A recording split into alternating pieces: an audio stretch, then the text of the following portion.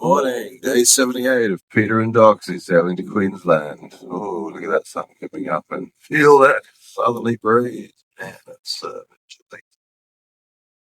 Yeah, quite brisk at the moment. Tide's still got 2 hours to run before we turn around, but I think there's a second we'll be turning around, so which won't be a bad thing. Anyway, here at Tin Can Bay, and today, if you've been following the whole saga with the engine mounts, I think I pretty well had confirmed that the rubber component of the mounts are correct as I have not assumed them to be, but found them to be. I had to confirm overnight with the supplier in the UK. They've confirmed that, and here comes the sun the other way. So I'm going to order those today, but I've still got, excuse me, very early morning voice, a local dealer here looking into the actual base plates. They may have to come from Sweden, so we're just verifying that, and we'll set that into motion as well. So yeah, I hope to have at least made some inroads of that today. Yeah, just feel like some progress is being made. So, I'm going to go back inside and have a coffee now. This is a little brisk, but it's going to be a sunny day, so I'll take it over the rain any day. Okay, so it is now, well, it's exactly midday actually, on Thursday, the 24th of July. So, yeah, that sunrise was a while ago. Yeah, so this morning, what have I been up to? I have actually placed an order with an outfit in the UK for the 4 rubber components to the mounts I need for the engine. So progress is being made, thankfully. Yeah, I had an email back from support overnight, just confirming that the parts I'd selected in my checkout basket were actually correct. So that just gives me a bit of warm fuzzies, which you really need when you're spending this kind of money. Yeah, so I'm also talking to the Volvo Penta dealership in Mooloolaba, which was actually the crowd that replaced my fuel uplift pump on the engine while it was in Mooloolaba. So yeah. Basically, I want what I need from them is the actual mounting plates, so the actual base plates that fit on the boat itself with the upright bolt, which everything basically hangs on. They couldn't supply that from the UK. Seemed to be very hard to get, but apparently they are available here. And to be honest, the price of those is not as high as the rubber mounts, because I think it's quite specialised. The rubber of those mounts, basically they come in different density, I guess, depending on what they are to be used for. Even the fore and aft, or front and back mounts of the engine are different from each other too, as far as the density of the rubber is. So yeah, it's obviously quite a specialised thing, hence the price, mind you, not the Australian price. I ordered 4, so I've got new ones all round, and the price of those 4 plus shipping from the UK to Australia was cheaper than just buying 2 here in Australia, so it's a no-brainer. Yeah, ping me if you want me to know the name of the outfit. I'm not here to advertise anything. There is nothing I get from any of this, so just to clarify that. So yeah, I feel like I'm making progress today. I'm feeling a lot better than yesterday. I know people sort of think, oh, you just looked a bit down yesterday. Yeah, I think it was a combination of the weather and just no forward movement, that kind of thing. So now at least I feel like, yeah, I'm making some progress. If all else comes, at least I'll have the parts here to go whenever I can do it. So anyway, more on that as it comes along. A few days ago, I did a tour of the front of Doxie, that way, and I said, oh, I'll do the aft, or yeah, I don't know why it broke into two parts. I think more of the fact that the aft was a lot more messy, and I really just didn't have the wherewithal to go and do anything about it. So anyway, I think I've got over that now, and I think we might go and have a look. So let's check her out.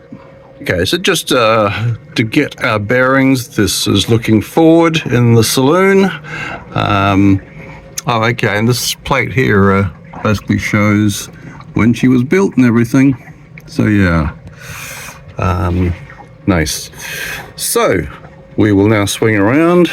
That's looking at the port side, left side, going back, and looking at as far as we got last time. So let's start off with the galley, the kitchen. So coming in here, basically, this is the step to get out. It's quite a common thing. Oh, you got to stand on the bench. Well, yeah, it is what it is, but a lot of boats do that. So you've got the ability to have this area fully utilized for a galley. Okay, so this is the sink, obviously hot and cold. Hot will only work, give me hot water, of course, if the engine's been running. So that's a luxury. But here at anchor, I'm not running the engine at the moment, obviously. I wouldn't want to do that right now until everything's fixed. Sorry about that. Yeah, so cold tap. This here is what we call the deck wash, if you like. There's a pipe basically that comes up from the water, from the ocean, sea, underneath the boat. This will give salt water. One of the other pipes basically goes out to a little fixture there, which if I can find the right hose attachment, I can actually use as a deck wash to wash the deck with salt water. To be honest, at the moment, I just use big buckets of salt water that I haul up from the sea. So anyway, this is great for using to rinse things off, basically, so long as they're not going to rust. So save on fresh water. Right, storage. Just a few bits and pieces in there and there. Got our own little light under here so you can see what you're doing. I'm not going to turn it on because I haven't turned on the main lights yet, so that wouldn't work at this time anyway. Yep, more storage in here, food, and over there as well. Cup storage, glasses, whatever, random stuff, wine, scotch, you know, the essentials of life. Plates. And while you're doing kitchen stuff, you can look out at the view, which is ever changing and never bad. Okay, the stove. Stove's on gimbals, so if I'm at sea or even in harbour when the boat's moving around a bit, which it can do, this will remain upright. So whatever you've got on top doesn't go flying. It does have guardrails on it. Also, it's got clamps which I can put round the pot so they don't go dancing around over here. 2 burners, gas. The gas bottles are located outside in their own special compartment, so separate from the living quarters. I'll just move my bread. Okay, under here, like I said, like with the Arends, there is so much storage everywhere. It's just incredible. So a lot of storage for food down there. That's one of my food cupboards, containers, whatever. And also the tap for the gas. So not only is it turned off there, it's turned off there, and also at the gas bottle out in the after compartment outside. Okay, chopping boards. I'll tell you what, this one's here is actually a cutout that it can actually fit over the top of the sink. Okay, so it's actually designed to fit in there just to give you a bit more space, a bit more surface area to work with. Another cutting board. Nothing fantastic about that. Okay, looking down. Just another little compartment there, random. More cupboard space. Haven't even used it. So I do have a saucepan actually, but it's in the fridge at the moment, as it's got dinner for tonight in it. And that's what I missed out, isn't it? The fridge. Where's the fridge? You didn't see a fridge. It's cleverly hidden in the bench. Designed basically so the cold sits inside. It doesn't fall out the door and look like a front opening fridge. So ice box and yeah, lots of space. Bit of beer down there, yep. Not that I'm a beer drinker so much, but it's always great to have it on hand when you've got people. So hey, you want a beer? And the other nice thing too, I thought would work quite well is, yeah, if you keep that stocked up, then if the fridge is cold, I tend to turn off the power at night at the moment because I don't have a wind generator. So just to save power, I don't keep it on all the time, but it stays cold. This is an inverter and it's actually running at the moment, charging my laptop. So what that does basically, it takes its feed from the batteries, converts it to 240 volts, which is what we use here in Australia, and yeah, powers things like that. That's probably about the only thing I use it for, is the laptop, which is a pain because it's the only thing that takes a little bit more charging than everything else, but that's okay, we can live with that. Okay, so the chart table, I do have charts stowed away somewhere, never use them. Yeah, obviously we've got apps and stuff like that which, you know, are a lot more up to date, and they're updated on the fly basically. So if you consider you need, depends how far you go, but dozens of charts if you're traveling up the east coast of Australia, and considering they cost around about, well, a cheap one would be about $60, 60 odd dollars. So imagine that's thousands of dollars you'd have tied up in charts which go out of date. So anyway, that's what most of us do now, is just use the electronic versions. Now this is actually a chart plotter, I'll be honest, it's a legacy one. It's I don't use it much, simply because it's down here, it's not up in the cockpit, so I want to know where I'm going when I'm at the wheel. So anyway, that's there. Radio at the top. This radio basically is a VHF radio combined with an AIS unit, and that basically sends out my position to surrounding vessels, also receives AIS from surrounding vessels as they come within a certain range which I can dictate. So, you know, I might say it's a nautical mile or 2 nautical miles or what have you. So it depends where I'm going. Obviously, if it's a busy shipping place, you might reduce it a bit because you're on the lookout anyway. And if you've got one of these, sorry, I'm just panning around to other stuff while I'm talking. If you go past the marina, it does your head in, because a lot of people have a permanent AIS on, and all you're getting is a bing, bing, bing, bing, bing as you're going past the marina, as every boat that has one of these is signaling you that it's nearby.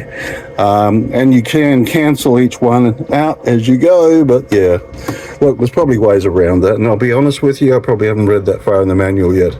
A couple of clocks, I did polish them up, but you know, they're old, but they do the job, which is good. This is a GPS unit which works with the actual chart plotter, and not dictates, but signals the position to that unit of where we are exactly on the planet. Just looking out at the nice view on this side. You can see there's a bit of chop today. Oh, I've got the laundry out too, by the way. I did the laundry the other day, as if you've watched my videos, you probably know. And then I promptly went out in the dinghy and got splashed all over. So most of the stuff I've just had to wash again. So that's okay. It's all good. Okay, the control panel. This is the electric control panel. Oh, why is that dropping? All right. This is a new acquisition. It is a smart solar charge controller, and it's not to be poetic, known as an MPPT. It basically takes the charge from the solar panel out there and basically controls it before feeding it to the batteries, so we're not getting surges and all those sort of things, which would be battery destroying in a lot of cases. So this basically keeps tabs on that. It is actually a smart one, so I actually have an app on my phone which connects to it, and I can look at any time I like to see what's happening. So, you know, how much charge we're getting, how much is in the battery, all that kind of good stuff. So it's also tied up with this unit here, which the charge has just dropped actually, but I think there's a shadow over the panel up there. But that's also showing how much charge is coming in. So that also gives me a reading of what the battery is doing. Because I'm running the inverter, it's going down, so I sort of try and keep a balance on it. I really need a stronger controller, but one thing at a time. These are all the main switches to the various functions within the boat. For example, I can turn the fridge on and off here, autopilot here, the fresh water, light in the engine bay room, I love that. Navigation lights, instruments, anchor light, all this sort of stuff. So for example, every night I'll put the anchor light on because I'm sitting out in the river here. I need to have a light at the top of the mast at least, that just shows you, hey, there's a boat here, don't come this way. Strong letter follows and boats sink and all that sort of stuff. That's the main switch for the cabin lights.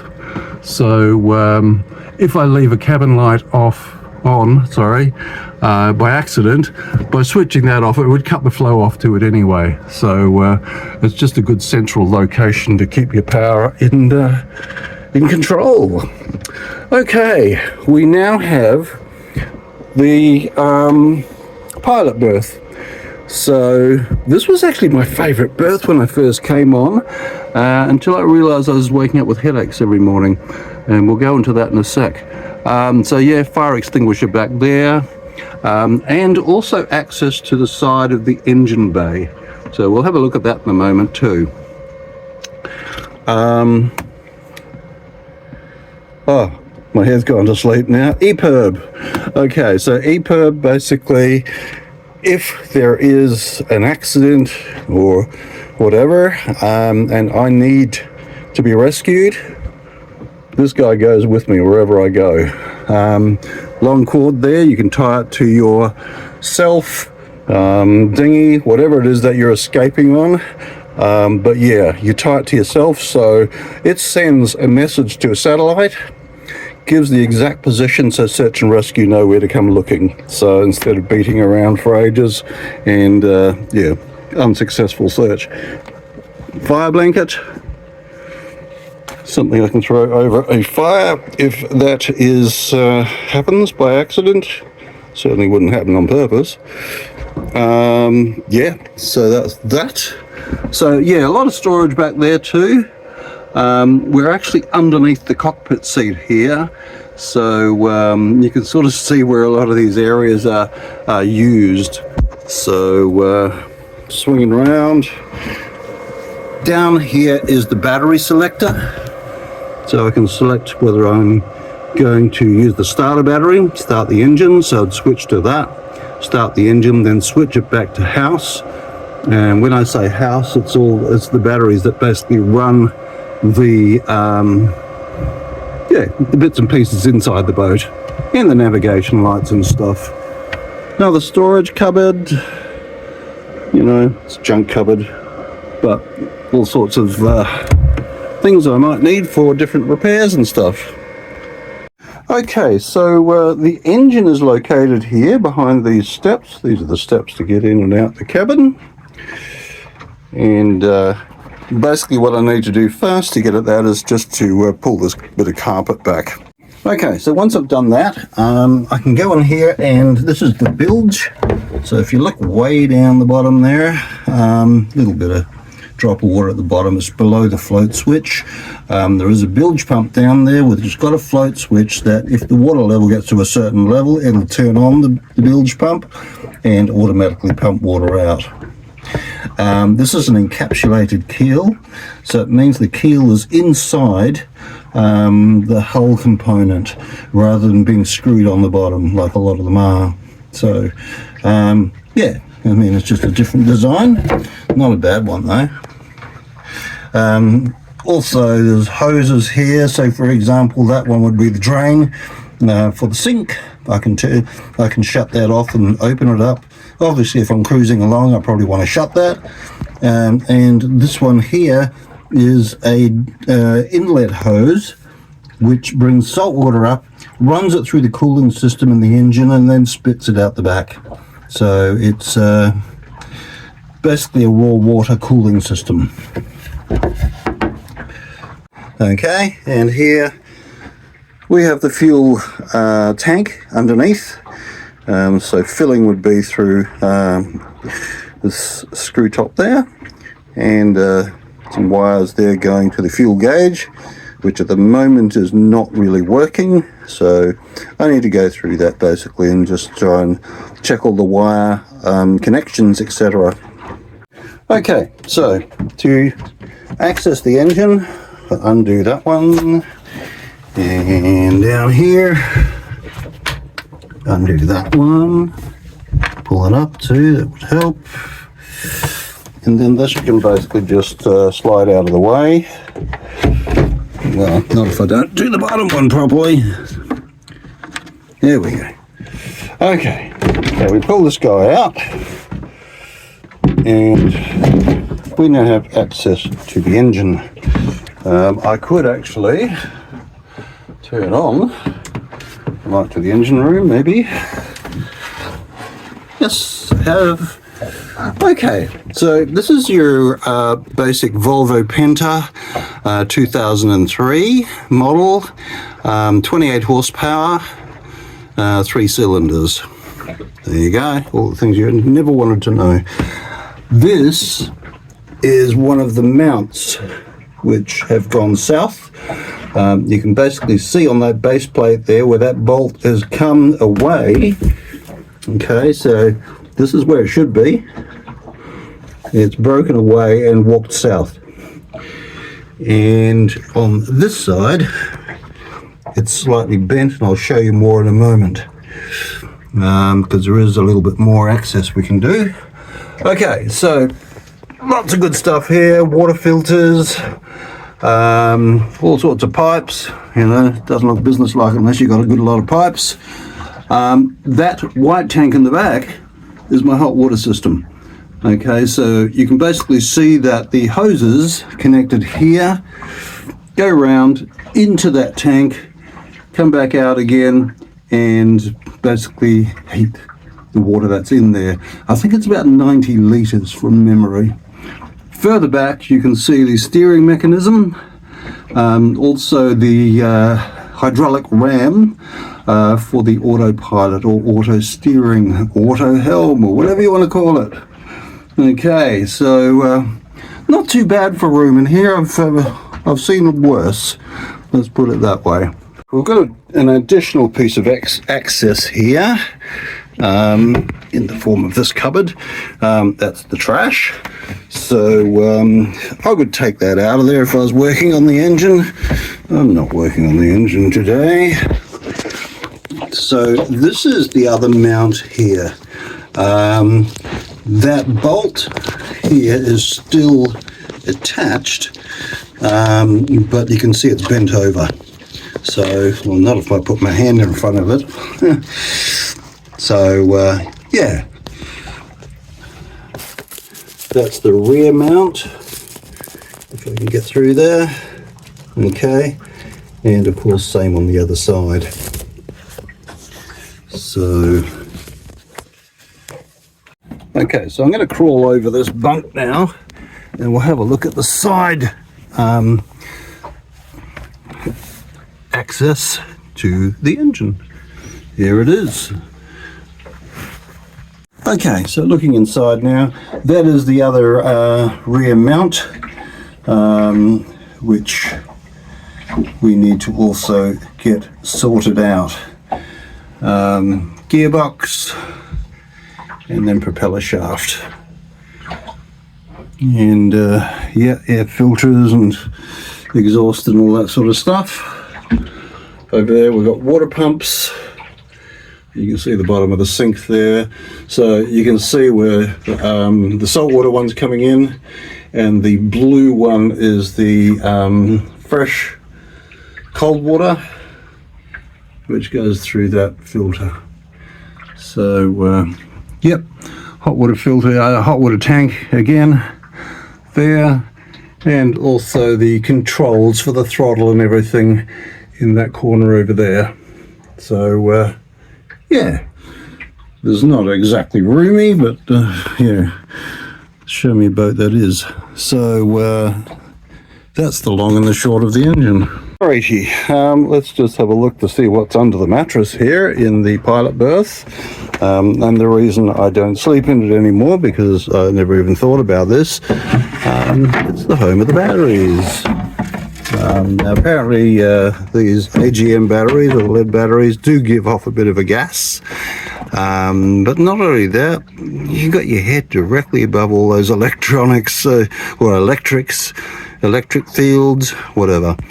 So we have the Century battery, which is my starter battery. So that essentially is there to give the engine a good kick to start it over. And these two full river batteries, which are the house batteries. So these are basically 120 amp hours or whatever you call it each. So we've got 240 altogether on that one, so which is generally plenty. So yeah, that's the power source there, and as I said, that's the way to switch between them. Basically you don't want to run them together because they will drain each other out basically, so you need to keep them separated. These are in parallel just to give us that extra bit of yeah, bit of volume, I guess is the way to put that. So yes, that's the power. Let's go for a little jaunt. The wind's calmed down, beautiful afternoon. Let's go and do a few things in the town, on shore anyway. Now the wind's dropped back, it's a much nicer day. Low tide, look at that. Sandbars sticking out there. That's all covered at high tide. Looking back towards where I've come from. If you look in the distance, up on the hill there, that is the Carlo sand flow. If you go back to my video, which was Rainbow Beach, you'll see what it's like up there. Quite amazing. The views and everything are incredible. So yeah, check that out. Meanwhile, we're doing the trash run.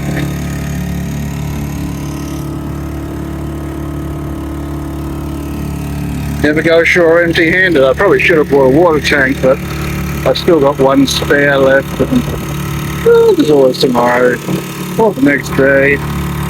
There's the public pontoon. Just have to find a spot on it. I'm going to go and check around to the right first in case there's anything behind. Well, these guys have got a net they're going to throw in. Okay. I think it's low tide. Anyway, there's mini docks. Oh, look at that. Catching... I didn't know you could do that. And they're going out for dragon boat practice here. That's great. Making use of this beautiful day in this beautiful place. Yeah, it's kind of weird that the marina and the rest of the pontoons and Coast Guard and everything aren't in the same place. But that's the lay of the land, I guess. So I'm going to have to do the walking. Low tide in the mangroves. If you've had an unsuccessful day fishing, this is where you go on the way home. Okay.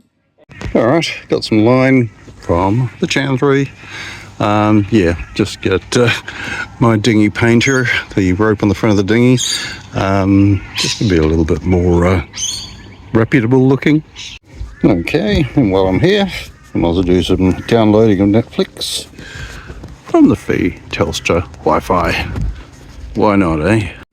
Well, isn't that the crazy thing about when you're at 1 minute it's early to mid-afternoon? It's like, oh my god, the sun's getting a bit lower, but we got home.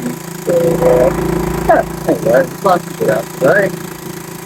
And it's going to be cool tomorrow, starting again. But, yeah, we'll get into a day like this again. Not complaining at all.